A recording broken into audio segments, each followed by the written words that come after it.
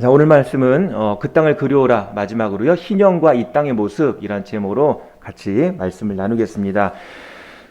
희년이라는 제도가 있는데요. 희년이라는 것은 50년마다 한 번씩 돌아오는 그런 제도였죠. 그래서 이스라엘의 하나님께서 명하신 제도입니다. 안식년이라는 것이 있는데요. 안식년은 7년마다 한 번씩 돌아오는 것이고, 이 7, 7에 49, 7번 안식년이 돌아오고, 그 다음 해가 50년째 되는 희년입니다. 자, 희년에는 하나님께서 특별한 날을 허락하셔서 그 이스라엘 땅이 확 바뀌는 그런 일이 일어납니다. 어떤 일이 일어나냐면, 그 땅에는 그 빚진 자들, 모든 부채가 다 사라지는 날입니다. 그리고 종들이 자유인이 되고, 또 땅과 밭과 집이 팔렸다면 이제 원래 소유자에게 돌아가는 날이 바로 희년입니다. 우리 10절 말씀 같이 한번 읽어보겠습니다.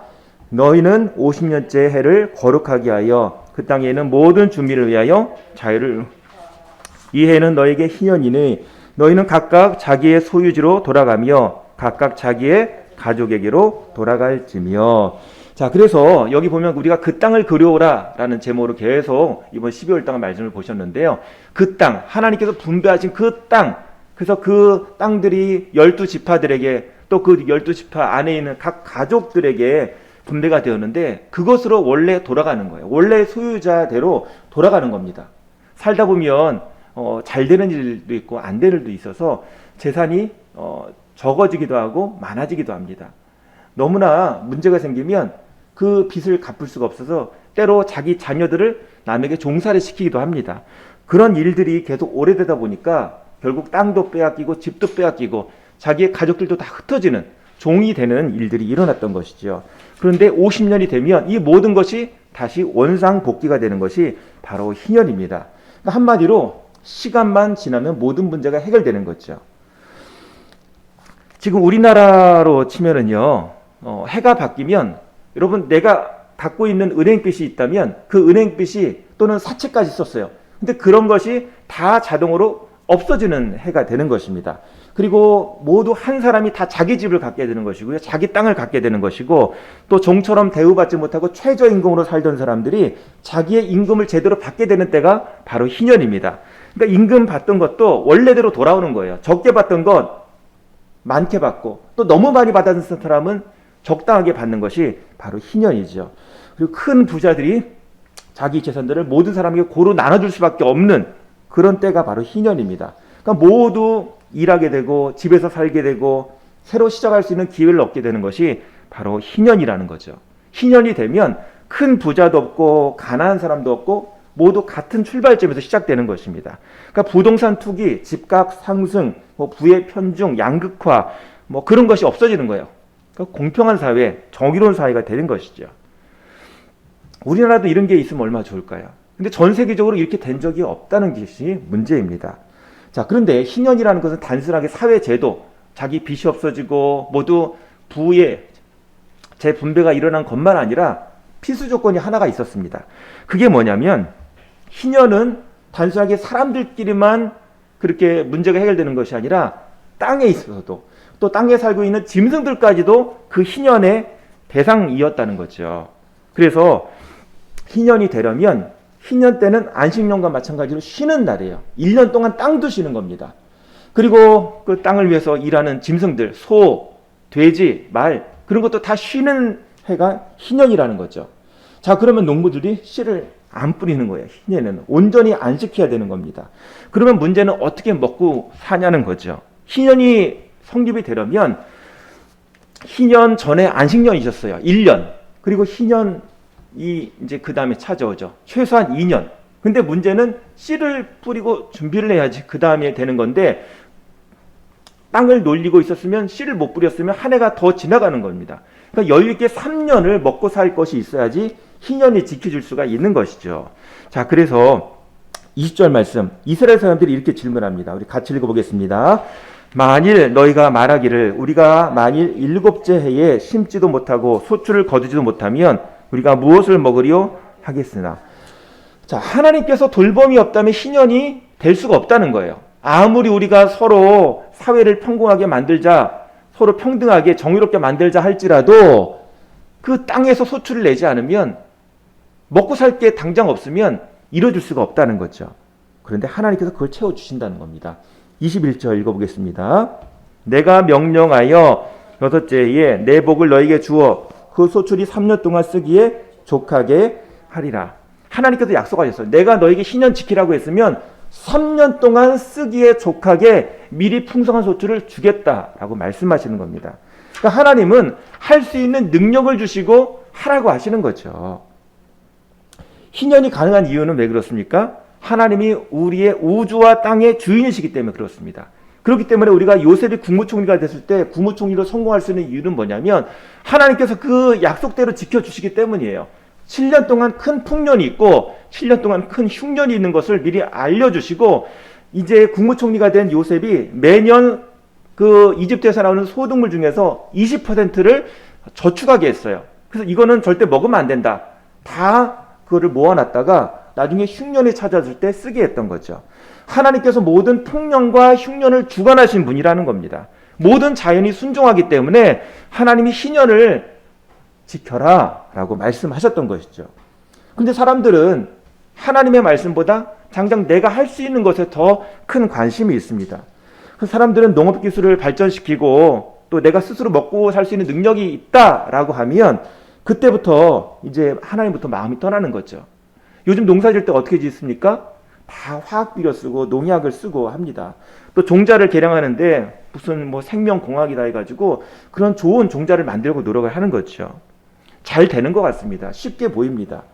그런데 현실을 보면 그렇지 않다는 걸 알 수가 있습니다. 농부들은 해마다 좋은 씨앗을 구하기 위해서 노력을 해야 되는 거예요.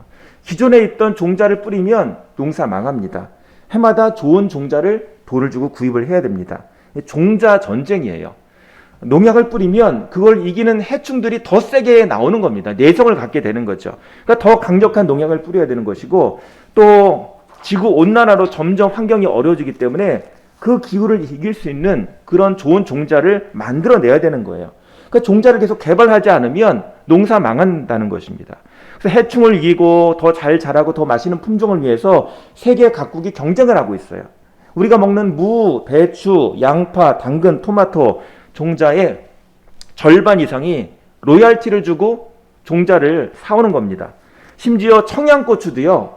그것도 다국적 종자 회사인 몬산토에서 로얄티를 주고 우리가 씨를 사오고 있다고 합니다.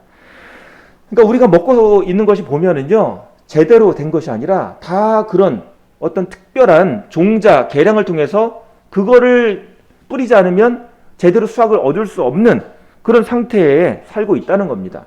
지구온난화 때문에 경작 면적이 좁아지기 때문에 점점 농사짓기 어려운 환경이 되고 있어요. 계속 온도가 올라오고 사막화가 진행되고 있는 거죠. 그러니까 당장 기술을 개발하지 않고 경쟁하지 않으면 우린 망한다라는 의식을 갖고 큰 나라들이 벌써부터 종자 전쟁을 벌이고 있는 것입니다. 그래서 미국이 세계에서 가장 종자의 그 로얄티를 갖고 있는 나라가 미국입니다. 그것을 먼저 파악하고 있었던 것이죠. 그런데 영상 한번 보시겠습니다. 영상 보시면 하나님께서 주시는 그 능력이 나타나고 있는데요. 우리 한번 영상 잠깐 보시겠습니다. 검정색의 농익은 포도가 주렁주렁 달렸습니다. 뻗어나온 포도나무 줄기의 길이는 무려 40m. 거대한 비닐하우스를 가득 채운 무성한 포도줄기를 따라가면 단 한 그루의 나무로 이어집니다. 14년 전 심은 이 포도나무 한 그루에만 4,500송이가 달렸습니다. 일반적인 포도나무보다 100배나 많은 송이가 맺힌 겁니다. 한 1m 떨어져서 물을 줘요. 또 시들거리면 더 멀리 물을 주고 해서 이 나무가 갖고 있는 유전 능력을 뿌리가 나와서 너희들이 물을 먹어라. 내가 갖다 주지 않겠다. 어려서부터 그렇게 교육을 시켜가지고 세계적으로도 유례가 없는 나무의 비결은 친환경 유기농법에 있습니다. 이 농가만의 특제 비료에는 두부 비지와 대나무, 참나무 톱밥이 들어갑니다. 이런 식으로 얘기를 해요. 천연 재료를 넣어 정성껏 만든 비료는 면역력을 강하게 만들었고 농약 한번 치지 않은 철저한 토양 관리로 포도나무에는 생기가 넘칩니다. 농약은 물론이고 퇴비조차 주지 않는단다. 과연 가능한 일일까? 제작진과 한국의 농부들이 그 비밀을 밝혀보기로 했다. 기적의 맛은 어떨까? 많이 달라요. 완전히 숙성이 된 거라서 맛이 참 좋습니다. 이곳의 사과나무는 신기한 능력이 있다고 한다. この黒星病、このリンゴが治しているのお気づきですか？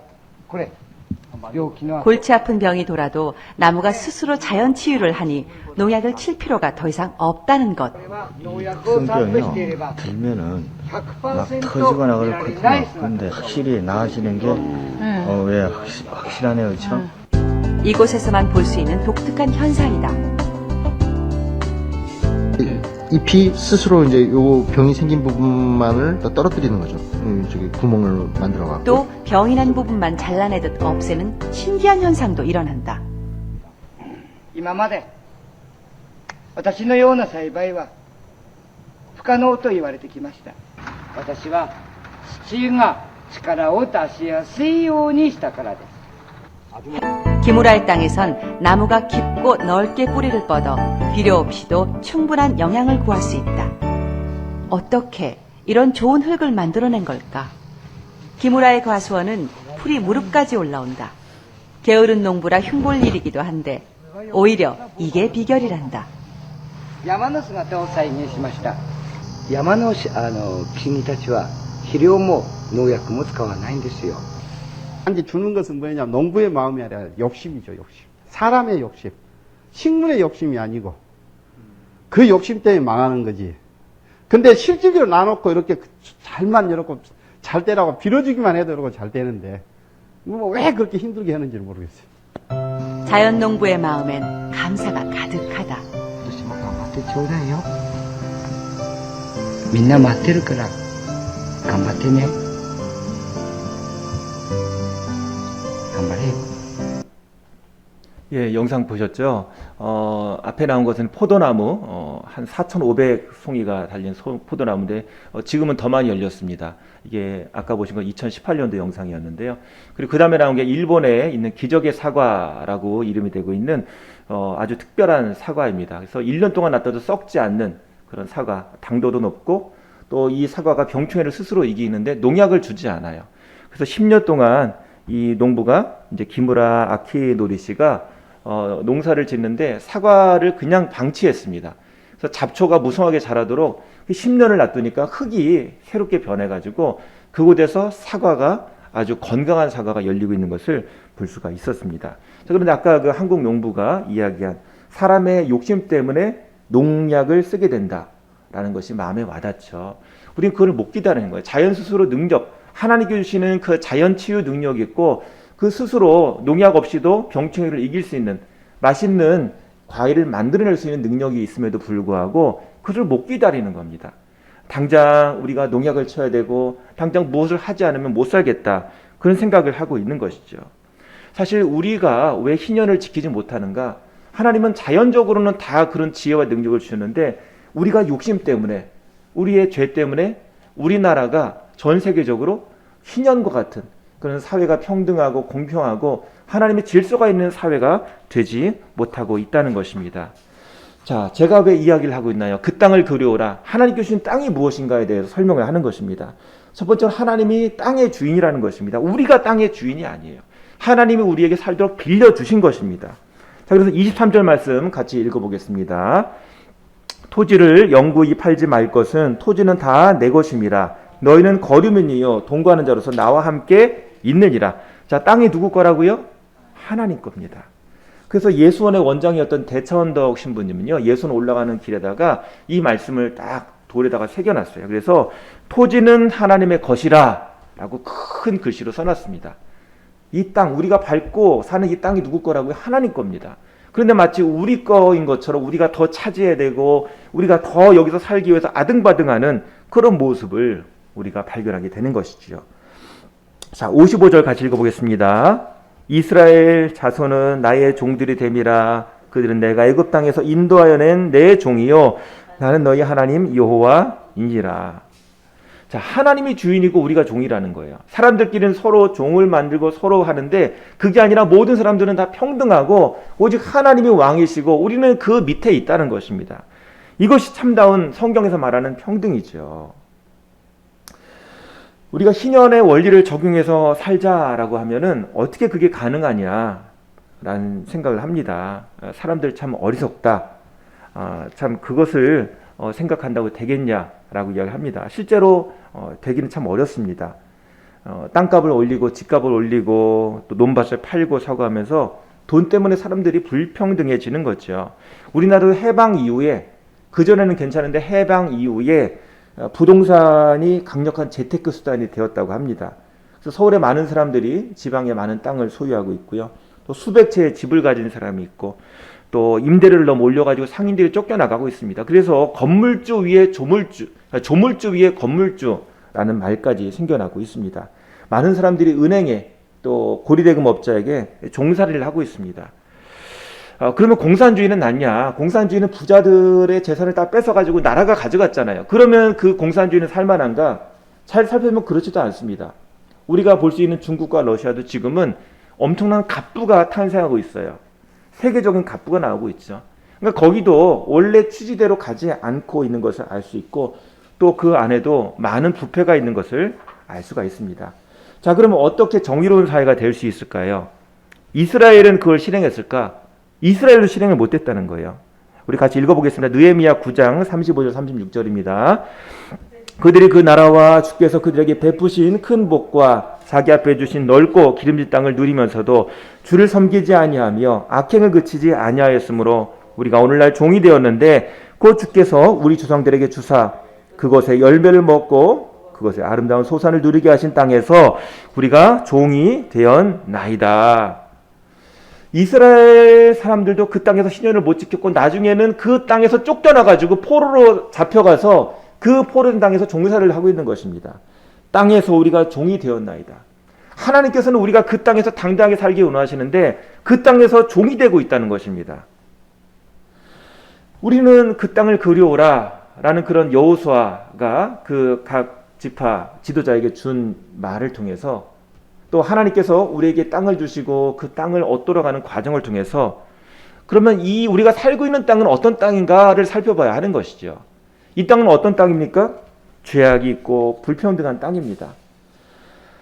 그저 우리가 이 땅에 살면서 우리의 재산을 어떻게 하면 불릴까? 저 푸른 초원 위에 그림 같은 집을 짓고 사랑하는 사람과 한 100년 살려면 어떻게 하면 좋을까? 고민하는 그런 그림을 그리는 땅이 아니라는 것입니다. 우리에게는 영적인 희년이 필요해요. 영적인 희년은 무엇입니까? 모든 가치가 하나님의 질서대로 다시 세팅되는 것이 영적인 희년입니다.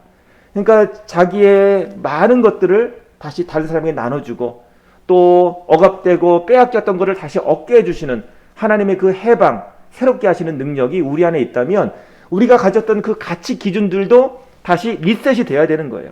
잘못 가졌던 가치 기준들이 다시 원래 자리를 찾아가는 것입니다. 하나님의 자리에 있어야 될 것은 하나님의 자리에 있고 내가 그 밑으로 내릴 것은 내려야 하는 거죠. 순서가 바뀐 것이 있다면 올바로 순서를 맞춰가는 것이 바로 영적인 희년이라는 것입니다.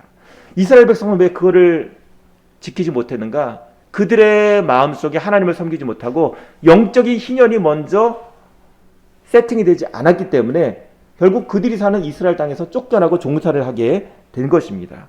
오늘 우리에게 하나님 말씀이 정말 어떤 의미가 있는가? 하나님이 그 땅을 그려와라, 그 땅을 다스리라, 그 땅에서 통치하며 복을 누리라 라고 창세기를 통해서 우리에게 축복을 주셨는데 그 하나님께서는 그 명령을 우리가 어떻게 지킬 것인가? 먼저 우리가 하나님의 자녀로서 그 가진 가치를 제대로 소중히 여겨야 한다는 것입니다.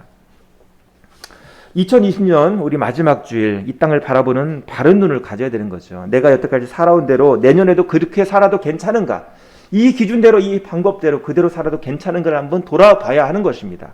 잘못된 것이 있으면 다시 세팅을 하고 마치 하나님께서 자연 치유력을 주셔서 자연들은 놔두면 됩니다. 시간이 흐르면 자연은 치료가 돼요. 근데 우리는 시간이 해결해주는 것이 아니라 믿음으로 다시 재헌신할 때 그때 하나님의 복을 받는 사람이 되는 것입니다.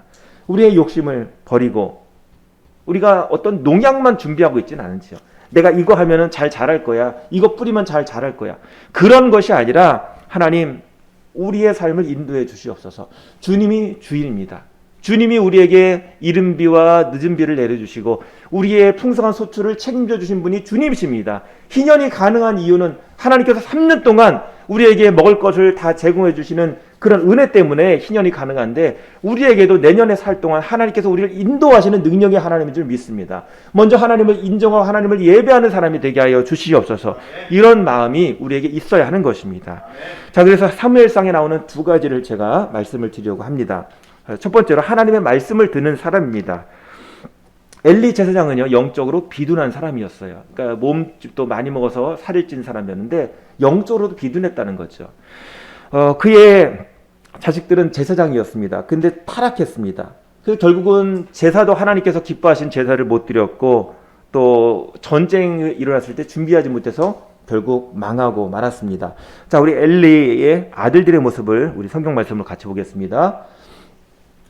자, 엘리의 아들들은 행신의 아빠 여호와를 알지 못하더라. 이 소년들의 죄가 여호와 앞에 심히 금은 그들이 여호와의 제사를 멸시함이었더라.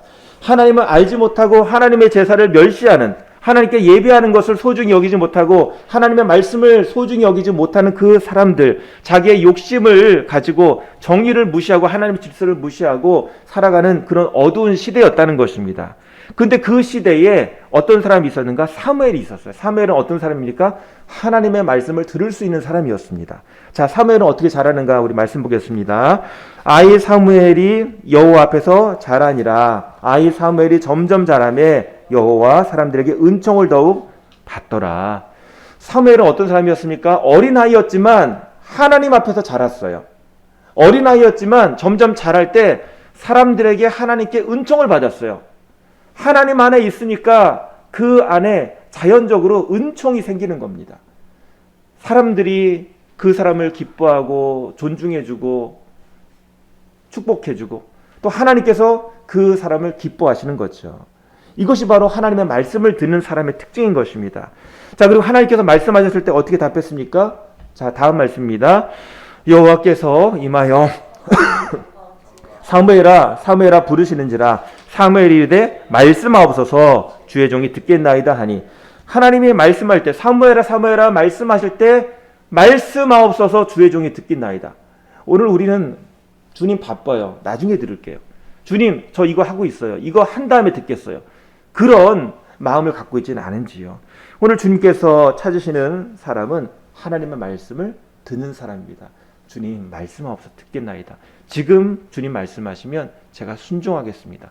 순종할 준비를 하고 듣는 사람이 필요한 것이죠. 듣고 흘려버리는 사람이 아니라, 하나님 이제 내가 2021년을 바라볼 때 하나님의 말씀에 순종하여 살겠습니다 라는 그런 사람을 하나님께서 찾으시는 것입니다. 자, 두 번째로 하나님을 경외해야 됩니다. 자, 그 다음에 일어난 일이 뭐냐면, 자, 사무엘이 아직 어렸을 때 블레셋과 싸우다가 다 나라가 망해버렸어요. 언약궤도 빼앗겼습니다. 엘리 제사장과 두 아들은 다 죽었어요. 그 당시에 지도자가 다 죽었다는 것입니다. 어려울 때에. 근데 사무엘은 지도자로 이제 세움을 받아야 되는데 너무 어린 거예요. 자, 이제 어떻게 할 방법이 없어요. 군사도 없고 사무엘도 지도력이 약합니다. 그런데 놀랍게도 하나님께서 그 블레셋에 빼앗겼던 언약궤를 돌아오게 하세요. 언약궤가 그 블레셋 땅에 있는 자신의 다곤 신전 안에 있었는데, 오히려 그 다곤 신상이 부서지고 넘어지고 그 언약궤가 있는 도시들의 전염병이 도는 겁니다. 그러니까 블레셋 사람들이 오히려 하나님을 두려워해서, 하나님을 무서워해서 언약궤를 돌려보낸 것이죠. 어린 사무엘이 할 수 있을까? 근데 하나님이 하신 거예요. 하나님이 그 모든 것 가운데 역사하셔서 오히려 하나님을 믿지 않는 그 사람들에게 하나님을 경외하게 하시고 하나님의 언약궤가 돌아오게 하신 것입니다. 하나님을 인정하면, 하나님을 경외하면 하나님이 순서를 맞춰주십니다. 일이 될까라고 생각될 때 하나님께서 하신다는 것을 먼저 인정해야 하는 거죠. 나는 내 계획대로 다 될 거야, 그렇게 하면 안 되고, 하나님 말씀하옵소서 듣겠나이다. 먼저 하나님 말씀을 들을 수 있는 그런 사람이 되고 하나님을 경외하는 사람이 되어야 하는 것입니다. 욕심 많고 부패하고 싸움이 있고 고난이 있는 이 땅에 살아가면서 우리는 하나님의 자녀라는 걸 잊으면 안 되는 거죠. 자, 내년도를 어떻게 시작하겠습니까? 회개로 시작하시고 하나님의 말씀으로 시작하시고 기도로 시작하시고, 주님 욕심 버리고 주님 말씀대로 순종하겠습니다 라는 그런 믿음으로 시작하는 저와 여러분 되시기를 축복합니다. 우리 찬양하겠습니다. 너의 하나님 여호와가. 하나님께서 우리를 사랑하시고 우리에게 희년이 가능하도록 3년의 그런 풍년을 주신 것처럼 3년을 이길 수 있도록 주님께서 우리에게 모든 것 공급해 주신 것처럼 하나님 내년에 주님의 말씀을 듣겠습니다. 주님이 우리의 주인이시고 주님이 모든 걸 다 가지셨습니다. 우리는 그저 이곳에서 주님 바라보며 사는 그런 주님의 자녀입니다. 우리 같이 찬양 고백하겠습니다. 너의 하나님 여호와가 너의 가운데 계시니 그는 구원을 베푸실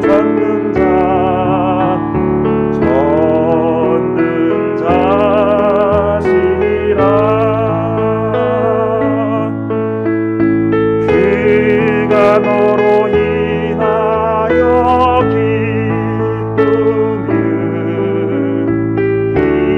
이기지 못하시며 너를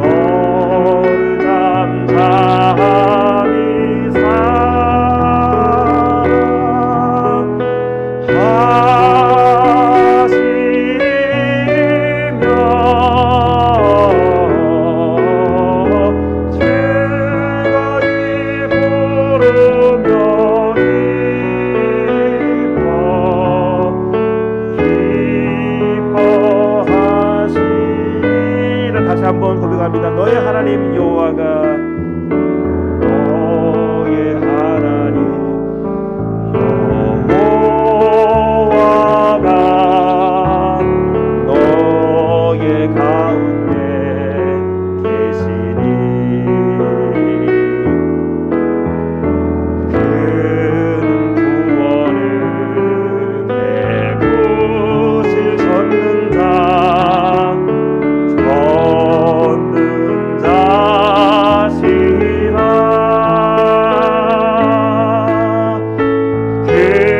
너로 인하여 기쁨을 이기지 못하시며 너를 잠잠히 우리 기도할 때 주님이 먼저 우리 안에 계시고 우리를 찾아오심에 감사합니다. 우리가 희년 기쁨의 날을 왜 누리지 못하고 있습니까? 주님을 바라보지 못해서 그런 건 아니겠습니까? 주님의 능력을 우리가 의지하지 않아서 그런 건 아니겠습니까? 이 시간 잠잠히 우리를 사랑하시며 우리를 부르시는 그 주님을 바라보기 원합니다. 한 해 동안 코로나19로 어려운 한 해였지만 우리를 버티게 하시고 믿음 가운데 붙들어주신 주님을 이 시간 감사하며 하나님 우리가 빛과 소금으로 살기 원합니다. 주님의 자녀로 살기 원합니다. 저를 도와주시옵소서. 우리 같이 기도하시겠습니다. 아버지 하나님 오늘 하나님께서 우리를 사랑하시며 우리를 희년으로 불러주시는 믿습니다. 하나님 안에서 영적인 질서를 회복하고 하나님 안에서 자유케 되는 그 능력이 있기를 소망합니다. 하나님 이제 새해를 바라보면서 주님 우리의 영적인 질서가 새롭게 세팅되는 시간이 되기를 소망합니다. 하나님 말씀하여 주시옵소서. 그 말씀 듣겠습니다. 주님이 이끄시는 대로 살아가는 그런 순종의 한 해가 되기를 원합니다. 하나님 주님께서 우리의 걸음을 인도하실 때 하나님 주님께서 우리의 모든 것 아시오니 주님께서 원하시는 길로 인도하여 주시옵소서. 내 뜻이 아니라 하나님을 경외하며 하나님을 찬양하며 하나님을 예배하는 한 해가 되게 하여 주시옵소서. 저를 도와주시옵소서. 아버지 하나님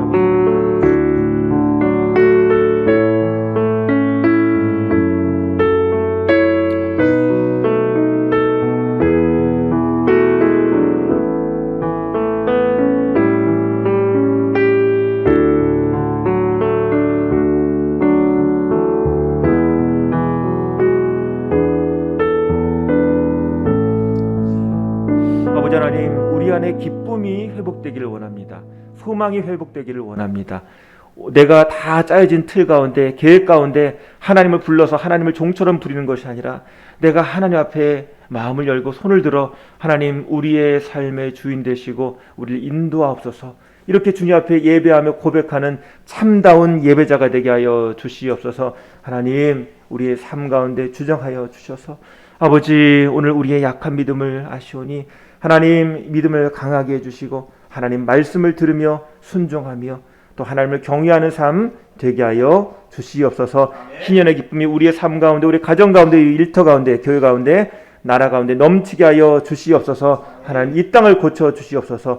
하나님 주님의 정의가 이 땅에 이루어지게 하여 주시고 주님의 나라가 이 땅에 선포되게 하여 주시옵소서. 복음이 이 땅을 바꿔놓게 하시고 주님의 보혈이 이 땅에 교회를 세워주시고 또 복음으로 많은 사람들을 일으키는 역사 있게 하여 주시옵소서. 예수님의 이름으로 기도합니다. 아멘. 우리 찬송 하나 더 하실 텐데요. 하나님 한 번도 나를, 우리 올 한 해 돌아오면서 주님 그렇습니다.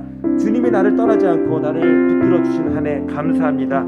하나님 그렇게 확신합니다. 믿음으로 살겠습니다. 고백하는 찬양 같이 하겠습니다.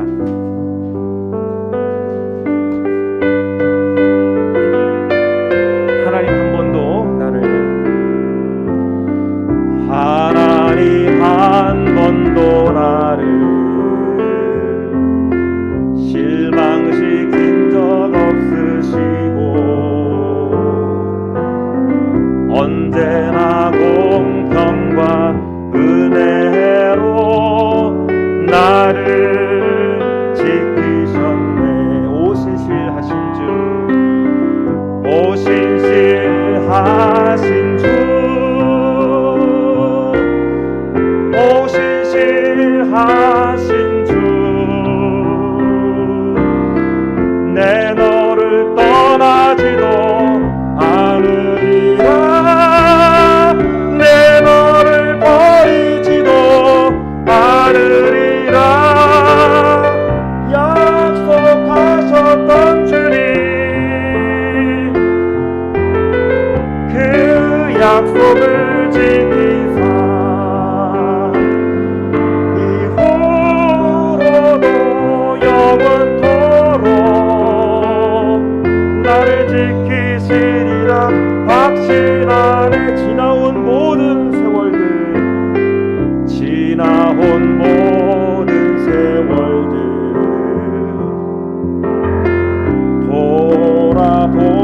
돌아보아도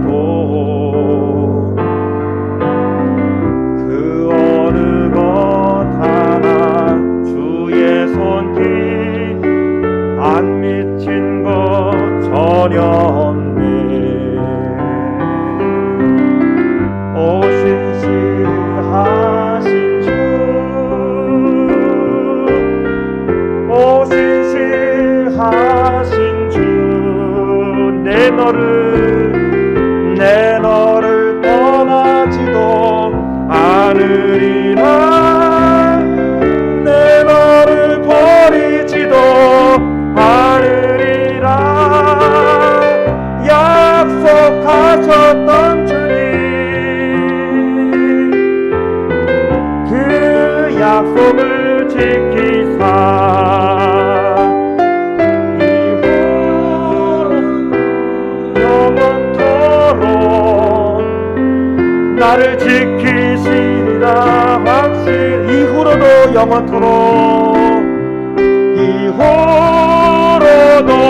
영원토록 나를 지키시리라 확신하네. 기도하시겠습니다. 하나님 아버지, 죄와 욕심으로 얼룩진 세상에서 이 땅을 어떻게 살까 고민하며 하나님의 자녀로 능력 있게 살게 하여 주시옵소서. 세상을 품고 세상을 고치며 세상에게 소망이 되는 사람이 되게 하여 주시고 세상을 품을 수 있는 그런 큰 마음을 가진, 믿음을 가진 사람, 교회가 되게 하여 주시옵소서. 이 시간 믿음으로, 말씀으로 새해를 열기에 하시니 감사합니다. 하나님의 자녀로서 이제 힘있게 당당하게 새해의 발걸음을 시작할 수 있도록 도와주시옵소서.